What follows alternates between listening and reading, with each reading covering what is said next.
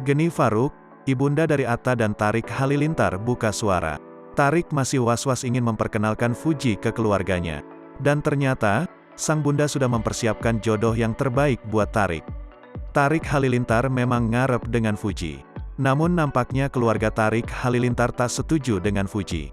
Geni Faruk sebagai ibunda Tarik Halilintar juga tak antusias dengan Fuji.